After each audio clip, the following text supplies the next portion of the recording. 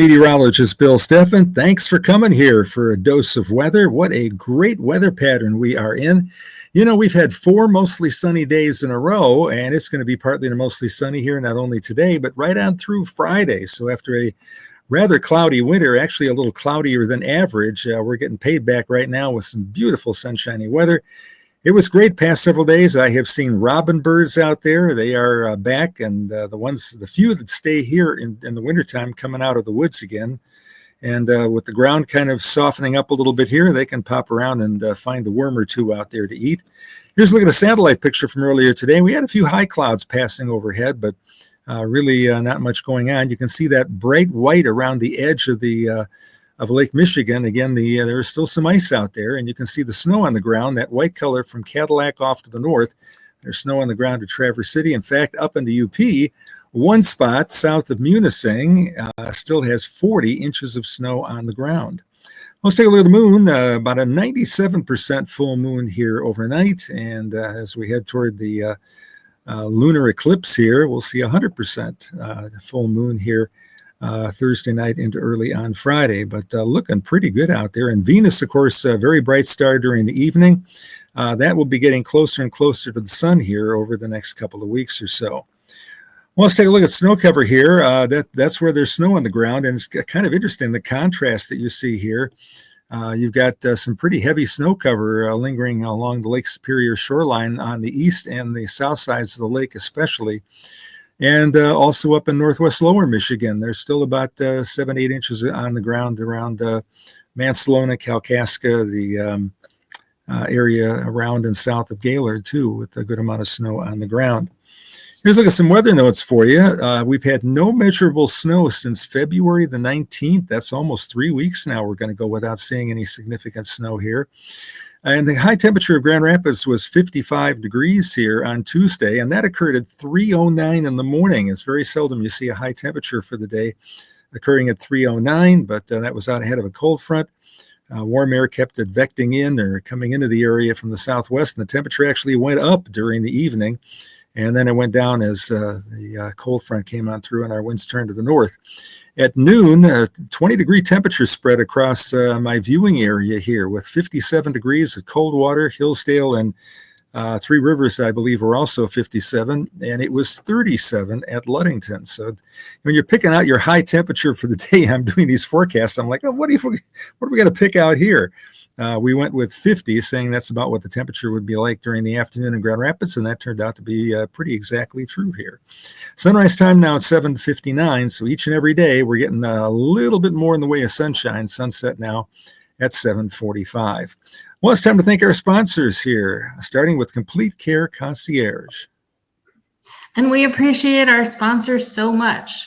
Complete Care Concierge is a fast, efficient, and affordable cleaning service, and they can help you wherever you are in West Michigan with whatever you need, whether it's a residential clean for your home or apartment or condo, or you're looking for something for your office, and they can help you at any interval, whether you need something a one-time clean or something weekly or something monthly. They can help you with whatever you need for an efficient price, and it's supporting a small business in West Michigan, so you know you're going to get amazing service. So call 616-264-1397.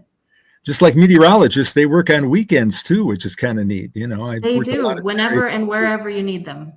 Yeah. So, and this is this time of year for that. Think about cleaning the house up and making it look good here as we move into the spring season. Yes. Get ready for spring and summer.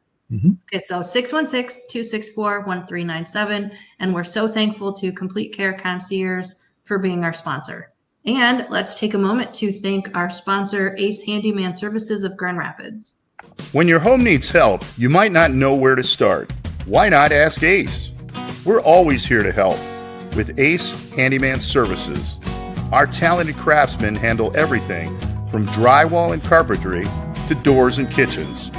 We're the neighbors you trust to get the job done right. Let's get started. Book your handyman appointment today. Ace Handyman Services, bringing helpful to your home. Ace is the place with the helpful hardware, folks. Sounds great. And it's so great to know that they're there when you need them for whatever you might need help with. Yeah, I was paying attention to that because there are times when I could use a handyman myself here around. For sure. So I did today change a light bulb. I am capable of doing that. I changed the light bulb and I put batteries in a smoke detector. Well, there you go. But if you wanted Ace Handyman Services of Grand Rapids to do those things for you, you certainly could, and they would be there. And that may be the case next time, because I'm getting a little leery of climbing up ladders to fix smoke detectors and whatnot. Hey, take a look at what's ahead here for us. Another partly to mostly sunny day on the way today, and that'll be the case here right on through Friday. We've got dry weather coming up here as we move into the start of the weekend here, but beginning late Friday night, that's when we'll have a chance of some showers and thunder showers moving on into the area here. And it will be windy on Saturday. I mentioned this yesterday. There's a chance we could see 40-mile-an-hour wind gusts. So if you're in an event and you might have some tents up or something like that for some activity, beware of the fact that tents and displays like that could be in jeopardy here on Saturday with that strong wind possibility. We've had quite a few days with strong winds like that. 72-hour forecast for snow. First of all, not much going on in Michigan. There could be a light dusting within the next 72 hours up across the Lake Superior shoreline, but nothing much elsewhere. No snow, not even a flake here for most all of southern and central lower Michigan. Again, a dusting for much of New England, maybe an inch in the Adirondacks, and where it's going to snow is out in the west, and it's looking even snowier than it was yesterday. Take a look at the next slide I got here for you. This kind of zooms in a little bit to this area. The lower elevations are going to get a ton of rain out there, filling up the reservoirs. The higher elevations are going to see snow.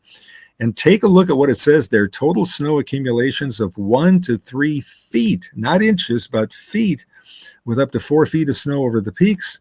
Winds could gust as high. Now the wind gust forecast was up to 60 miles an hour yesterday, and today they've upped it to 80 miles an hour. And this is it really is kind of a surprisingly bad pattern for ski areas, because the roads drift over and nobody can get to the resorts, and the resorts really don't do much in the way of business when they have a blizzard like this going on there. After they clean up the roads, everything is back to normal and beautiful. But they've had a lot of snow in the western United States, and we've had a fair amount of snow here in Michigan. Ski areas have, for the most part, had a good winter here with a lot of traffic. So I have a question. Are these areas that are used to dealing with snow? Yes, and there aren't many people that live at the higher elevations of the Sierra. There are cabins up there, just like we have cabins that people go to during the summertime or on weekends. That's the case out in California. People can escape San Francisco, Los Angeles, whatever, but not many people go up there. And this is a serious situation. It really is. There are roads like Interstate 80 that cross the mountains there, and there are times when they physically close the road, and there are times when they require chains. I mean, you got elevation changes, so you're going up and down, so slippery conditions the rule. But this is going to be a classic atmospheric river type storm for Central California. All right, carry on. Okay, let's go on to the next slide here, and we'll be able to show you that we've got a pretty nice day ahead for us here. I'm calling it pleasant. High temperatures will be in the low 50s. There'll be a little bit less wind than there was here on Tuesday. And winds are going to turn a little bit more to the east. And when we have an east wind, of course, we don't have the cooling effect. At one point this afternoon, the temperature was about 15 degrees cooler at Lake Michigan than it was in inland areas. And that should not be the case tomorrow. It's not impossible the lake breeze could kick in for a very short period of time, but much of the day the wind will be from the east. So if it's 50 in Grand Rapids, it may actually be 51 in downtown Muskegon or downtown Holland. Cool pattern for us here. Humidity down to 50% as things continue to dry out. Well, here's a look at what we have for high temperatures here. You'll have to kind of look a little close. Some of those numbers are fairly small, but we're expecting 53 here tomorrow afternoon. The northern part of our state is going to be a little bit warmer. Mid-afternoon, the temperatures were only in the low 20s up towards Sault Ste. Marie. As the winds turn more southeast, it actually is going to be a little bit warmer up there as temperatures rebound back into the low 30s. So pretty nice day statewide. Here's high temperatures for Thursday. Again, partly to mostly sunny throughout the entire state of Michigan here. Temperatures should recover into the upper 50s to near 60 in southern lower Michigan. Touch cooler than that off to the north, where it'll be in the 40s. And of course, it will be a little cooler, especially in areas over by Lake Huron, where a southeast wind comes in off that colder water. Warmest day is going to come on Friday, and it's going to be warm. Look at the temperature. It's forecast to be in the low 70s, Grand Rapids and Kalamazoo. A little bit cooler up there toward the UP, but average high temperatures for Grand Rapids are low 40s. So that's a pretty warm day for us. And during the daylight period on Friday, it should be dry. But after that, we'll have a chance for showers and storms to move in. Here's your 5-day forecast. Pleasant day coming up today, 53 degrees after an early morning low of 28.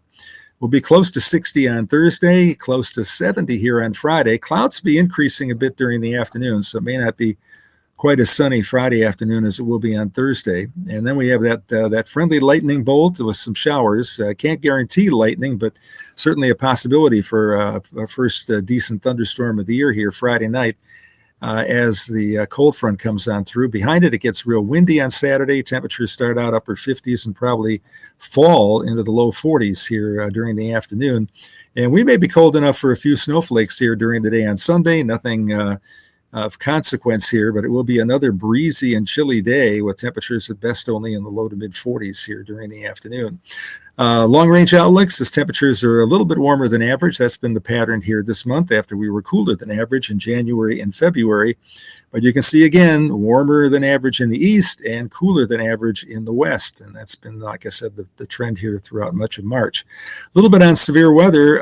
They've upped first of all, let me show you the rainfall outlook there for the 8 to 14-day period. And again, you can see the above average up into the Great Lakes area. So we're going to get closer to a storm track. So enjoy the sunshine while we got it here the next few days, because by the time we hit next week, it certainly will be cloudier and wetter here in West Michigan. Now let's take a look at severe weather. They have upped from Category 1 to Category 2, a slight risk now for severe thunderstorms later on today for parts of Oklahoma, Arkansas, Louisiana, and Texas. Marginal outlook comes east all the way to Memphis and into Mississippi. Then we go into Thursday, and we have a marginal risk over Birmingham, Alabama. Congratulations, Michelle. Chance of a thunder shower comes up to Cincinnati, but not a real huge threat here during the day on Thursday. But things get dicey here beginning on Friday. The Friday map shows a slight risk in the yellow color there, all the way up to Chicago. They've moved that north about 100 miles now. And this is a matter of timing. I do think there will be some heavy, strong to severe thunderstorms across Illinois. But as we get toward late night, when the storms will be approaching Grand Rapids and West Michigan here, that's kind of a downtime for severe weather, though there could be some fairly gusty winds along with some of those storms as they move into Michigan. And then on Saturday, you can see the storms are back down south, and that includes you, Michelle.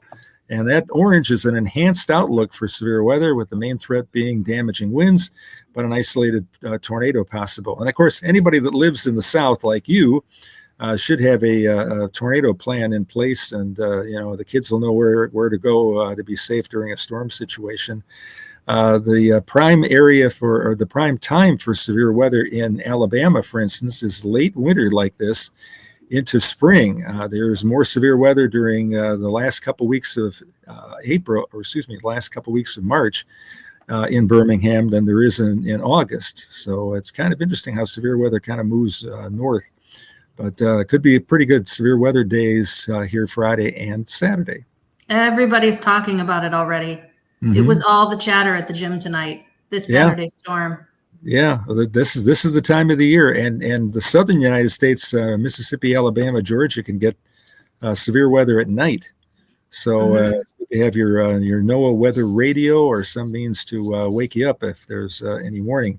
Sirens are not supposed to wake you up. Sirens are for people outside, so that they're warned about what's coming. They're not designed for you to be under blankets and pillows in a bedroom, in the middle of a house or something like that. They're designed to warn people that are outside of impending. There's times that I call you late and ask you if I should drive home or wait it out. Mm-hmm. And that's great.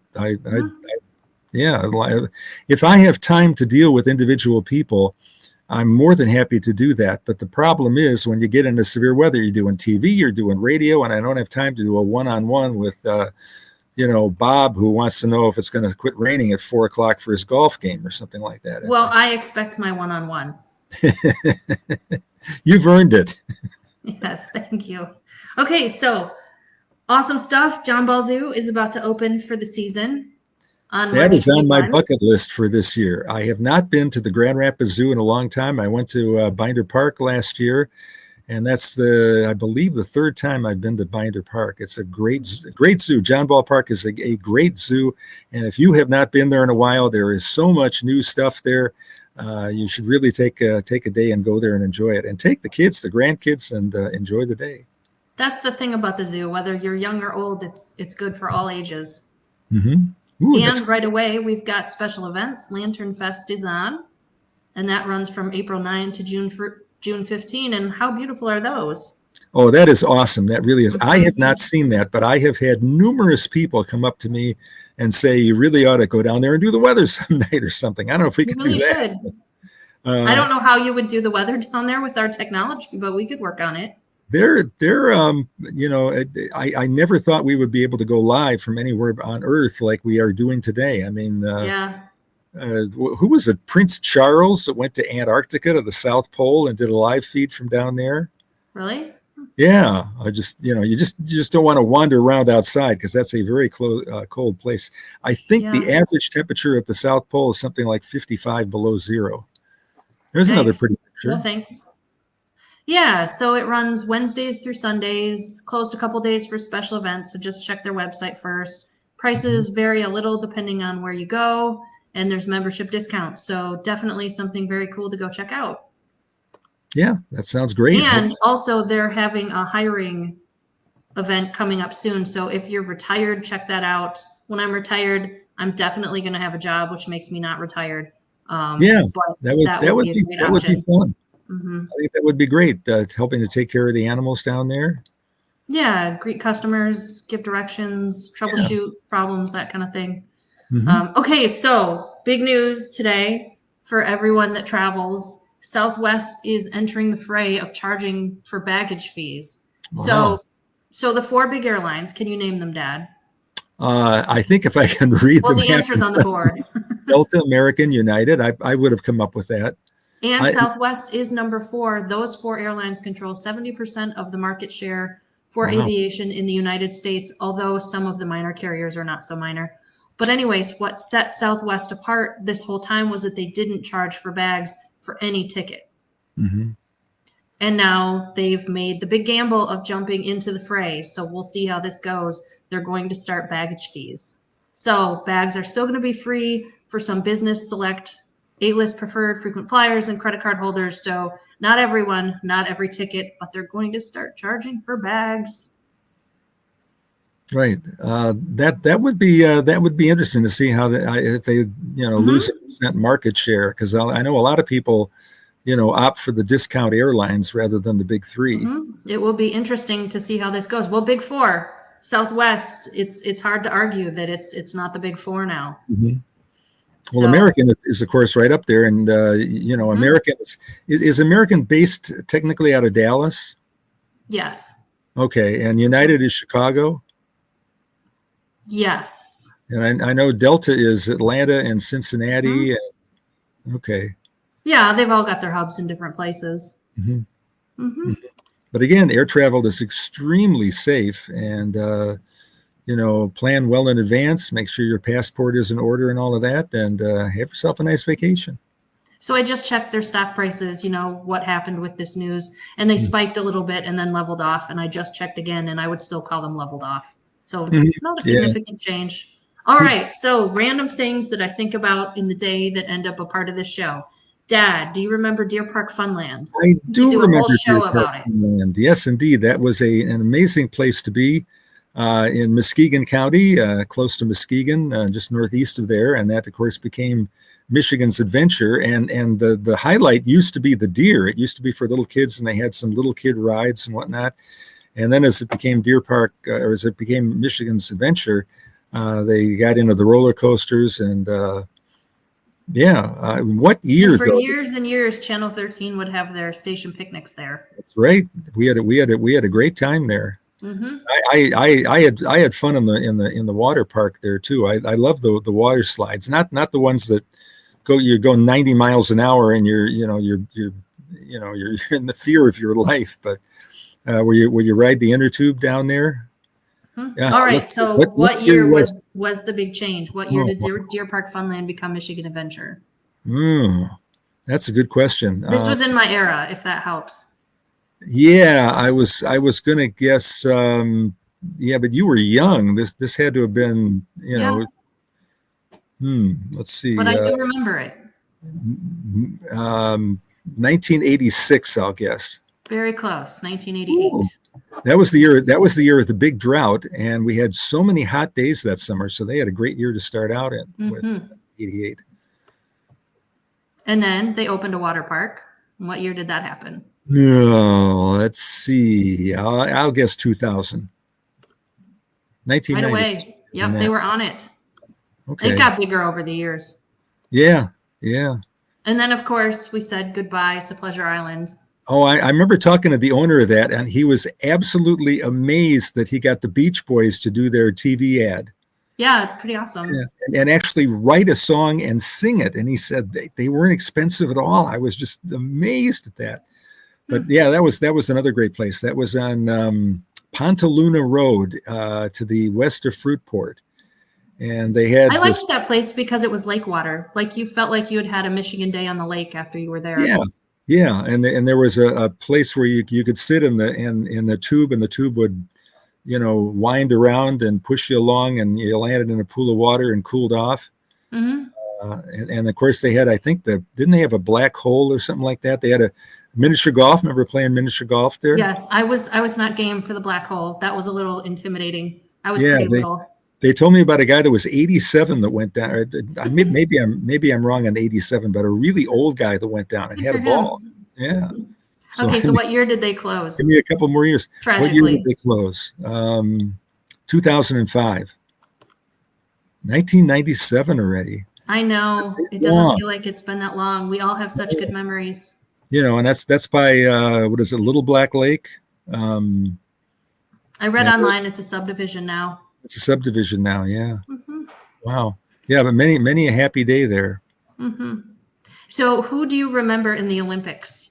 Like, what's the first Olympic thing you remember? The first Olympic thing I remember was there was a guy named Bob, and Bob Richards maybe, and he got his picture on Wheaties boxes because, dry cereal was a big thing if you were a kid growing up in the 50s and 60s. And I remember this guy had his picture on Wheaties boxes forever. And he was a track and field guy. But that's what I remember. 1992, 2000 was Salt Lake City, and that was the Winter Olympics, and that was the Sarah Hughes Olympics. And if you ever want to be inspired, go to YouTube and look up Sarah Hughes's final performance in the figure skating competition. She went from 4th to 1st. You sure it was 2000? Because 2000 was Sydney, and that was a Summer Olympics. So maybe 2002. Yeah. Misspoke there, but 2002, and that was, if I'm remembering right, that was also the year Mitt Romney ran it, and it turned a profit. All right. He was in charge of the Olympics back then. He kind of bounced around between Utah and Massachusetts and moved around. But yeah, I think that was a very good Olympics. But, and wasn't around 1992? Didn't they have 2 Winter Olympics 2 years apart? Was that 92 and 94? Yes, I believe that was the case. Yeah. Okay. So do you remember the Dan and Dave marketing campaign in the 92 Olympics? Vaguely. Weren't they track people too? Yes. This is the random stuff I think about in a day. So I decided to see what was up, and they were not known before then, but Reebok tapped them to star in an advertising campaign. Can you hear the train in the background? We live near trains. Oh, okay. Great. I like trains. So if you can hear it, that's our train. Oh, okay. So they tapped them to be in an advertising campaign, and it was to see who the best athlete in the world was because they both participated in the decathlon. And it was going well. It was to help Reebok retake market share because Nike had entered as a competitor. Mhm. But then O'Brien did not qualify for the Olympics. So they had to redo some of the marketing Oh. campaign. And Johnson went on to win a bronze medal in Barcelona. But that was not the end of the story, because I looked it up today. Dan O'Brien, who didn't qualify in 92, did qualify in 96 and won the gold medal. No kidding. So even if you're already in a marketing campaign and then don't make the Olympics, don't give up, because the next Olympics, you're going to win the gold medal. Reminds And me of then we Michael had- Jordan, who didn't make the high school basketball team the Mhm. first year he tried out as a sophomore. And Yep. he would sit there for hours and shoot free throws. And then he eventually made the team, got to be the best one on the team, got a full ride scholarship to North Carolina, and became the best basketball player in the world. I remember watching the Bulls and Pistons games with you guys when we were Mhm. kids. And I remember you guys buying a TV to watch a U of M basketball game. Mm-hmm. Yep. I don't remember the game, but I remember that one of the players called timeout when they didn't have any timeouts left. Yes, And the that's the penalty belief. for that was 2 Yeah. shots in the ball, and that was devastating for the game. And I don't remember how it ended. Yeah, and that's not the first time that's happened, Yeah. where they've had somebody call a timeout there at the end of the game. Yeah, of course, I root for Wisconsin, which is my alma mater, but I also root for Michigan and Michigan State. Wisconsin, has done better over the past 20, 30 years in sports. When I was there, Wisconsin was at like the bottom of the Big Ten in almost every sport. We used to have, hundreds, thousands of people show up to watch the women's crew team at Wisconsin, the rowers, because it was the only Wisconsin team that could beat Michigan State and Ohio State, or Michigan State and Ohio State, the women's crew team. And hockey was big back when I was there too, with the Hawk, Johnson as the coach. Well, you are in West Michigan. So even if you hadn't gone to Wisconsin, being a Wisconsin fan, like in West Michigan, you're allowed to pick Yeah, if you want to go west or go east with your loyalty. Even before that, the best man at my wedding went to grad school at Michigan State. So I had a kind of a draw there to Michigan State. We used to go over there and watch hockey games sometimes. And I used to drive back in the middle of the night and then get up with 3 hours of sleep to do the morning shift at ZZM. And couldn't do that today. In my younger days, I could get away with that. Well, all your hard work paid off. Now you've got this YouTube show. Yeah, and how things have changed. Yeah. Since the old days when everything was done in the studio. In fact, when I first started, they were first going to green screens, and they were blue screens at the time. And then somebody decided to change from green to blue, and all of a sudden that became part of the shows. I think I was the first one in Grand Rapids to use a blue screen like that, use a chroma key. So interesting. All right, so we got our test merch.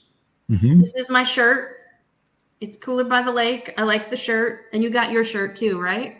Yeah, we have 2 shirts, and is that up on the web yet or not? Not quite yet. I wanted to make sure that your shirt looked good and that we could Looks sell good. it in good conscience. I'm in the basement, so the flannel shirts keep me a little bit warmer here, a little cool down here in the man cave.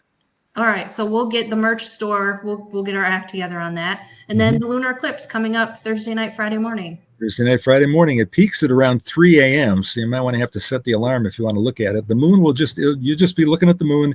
It'll look like a reddish color. That's all. You're still going to see it faintly. It's not going to disappear. But If anyone is up for it and they take photos, send them to us. Sure. We'd be glad to show them. And this happens about every 2.5 years we get a lunar eclipse. This one is a total one. So it should be great. I'm doing a training at work from 8 in the morning until 5 p.m. And then I'm supposed to work my regular shift from 5 p.m. to 12:30. Oh, congratulations. So that will be a long day. We'll see if there's enough caffeine to make that happen. Yeah, maybe. Well, set the alarm, take a look, and That's all right. That's all right. I love my job. It's never boring, but that's still a lot of hours. It's great when you can say you love your job. It really is. The most important thing about getting a job, kids, is to find something that you enjoy doing. More important than how much. We'll be ready for that storm on Saturday. Yeah, watch out for that. Could be a big one. All right. Later.